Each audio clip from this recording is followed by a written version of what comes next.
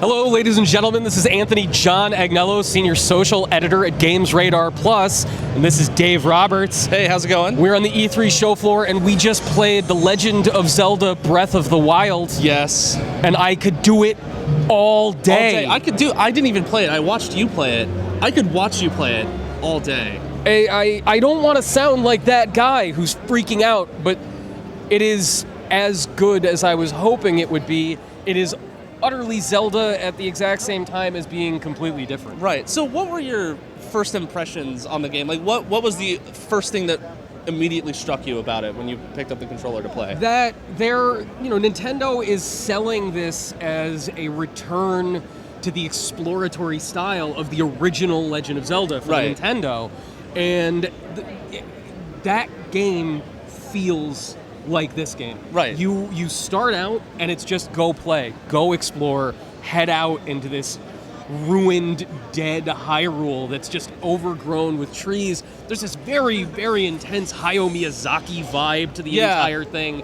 Feels like, Princess Mononoke, Spirited Away. Yeah. And it's just really, really exciting. Yeah, and the thing that struck me when I was watching you play it, because there were two demos. There was one, it was more like a exploration, just kind of mess around for a few minutes, and then they started you back at the beginning of the game, and the game basically starts, you wake up, you get some equipment, and you just go. There's no 6 hour, no 6 hour story lore dump. It's just, here's some stuff.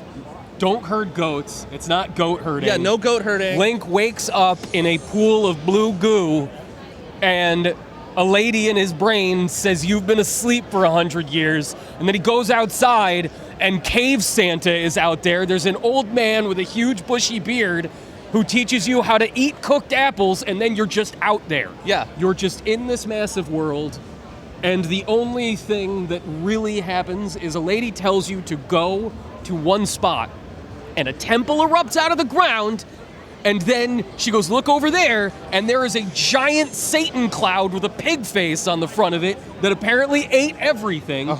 In Breath of the Wild, Ganon is a storm cloud? A storm cloud with a dragon face. He's an angry pink storm cloud that looks like he broke out of a rave in 1991. He's got pink highlights, and that's it. I didn't even get to see a dungeon. I got to see a shrine. Which is like a smaller dungeon. Which is a small dungeon, and they're everywhere. Yeah. And actually, one thing that I will say that's weird is that they refuse to call it, it's not an open world game, it's an open air adventure. Right. Which is, and I appreciate that because it doesn't feel like it's got the consumption. It doesn't have Assassin's Creed syndrome where there's just crap everywhere. But there is a sort of Assassin's Creed-y Far Cry element. Right. Because Link calls up this enormous tower in the central plateau, and that tells him what is around. It fills in the map. And there's also, there's crafting. Like, you can pick up items. And it's like, oh, hey, there's an axe here. I'm going to pick it up, and I can equip it. And when it breaks, it's like it's done. And then if you find something else, you can use that instead. You can use the axe to chop down logs. Mm-hmm. You can use your shield to surf on snow. Like, it's the first time I've seen a Zelda game in years where I look at it and go, I have no clue what's going to happen. And it knows that you know Zelda. Right. It keeps saying to you, yes, you think this is going to work like it usually does. No. You're a dum-dum. You're a dum-dum.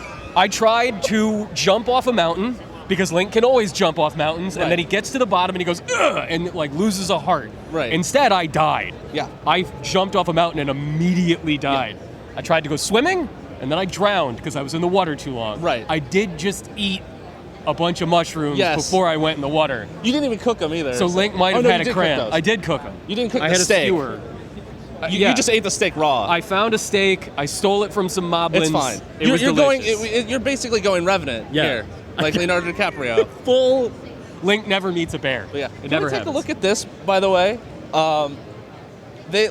I was wondering how they were going to fill up an entire Nintendo booth with Zelda stuff, and it's like a theme park in there.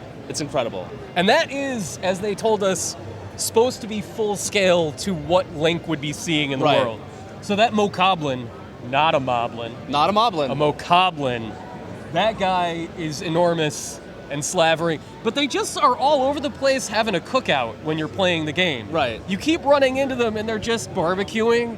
So I don't know what Link's problem is. He's got some issues to work out, I think. Anyway, Legend of Zelda Breath of the Wild Yeah. is enormously exciting. Like, I don't want to sound like a Zelda fanboy because it's really easy to go, oh my god, this is the best Zelda. But no, this is the most exciting Zelda has been in years. Yeah. Easily. And we Easily. got to play it for 40 minutes, and honestly, it just raised more questions than it answered. Yeah. But it was delightful. Awesome. Anyway, keep watching Games Radar Plus at E3 2016. Follow us on YouTube and go to the site. It's gamesradar.com.